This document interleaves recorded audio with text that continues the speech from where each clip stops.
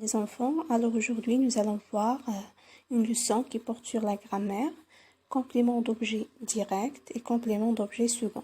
Alors je vous demande de suivre avec moi pour mieux comprendre la leçon. Prenons la première phrase. J'ai téléphoné à ma mère. Alors, on remarque que le complément d'objet indirect est à ma mère. Pourquoi? Car il répond à la question à qui. Alors le complément d'objet indirect, la première chose, il est relié au verbe par une préposition et il complète le verbe. Alors la préposition que vous avez dans cette phrase est à, accent grave. Pour relever le complément d'objet indirect, on pose la question à qui? Pour cette phrase, bien sûr. Je passe maintenant à l'exemple suivant. Il m'a parlé de son père. Alors, encore une fois, le complément d'objet indirect est de son père.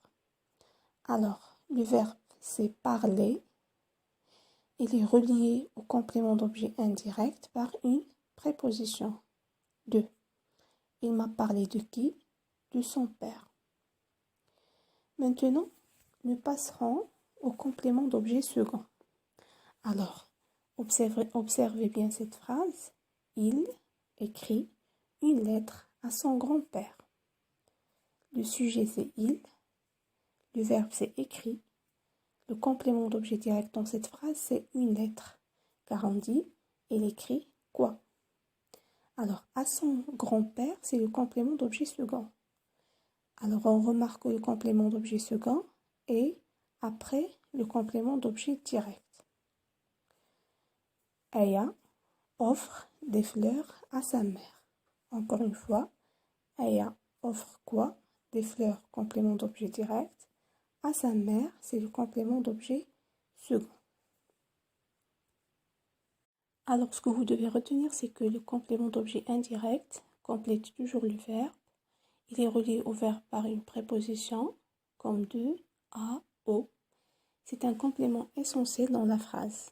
Alors, on ne peut pas le déplacer ou bien le supprimer sans changer le sens de la phrase. Le complément d'objet second est un complément d'objet indirect placé après le complément d'objet direct. Alors, c'est un complément d'objet indirect placé après le complément d'objet direct. Alors, on a déjà vu un exemple. On a dit que Aya offre quoi? Des fleurs, complément d'objet direct, à sa mère. Alors, à sa mère, à qui? C'est un complément d'objet indirect. Le complément d'objet indirect et le complément d'objet second peuvent être un nom propre, un groupe nominal, un pronom ou un verbe à l'infinitif. Alors, si vous avez fini de réviser les exemples et de lire Je retiens, vous devez faire exercice numéro 1, page 140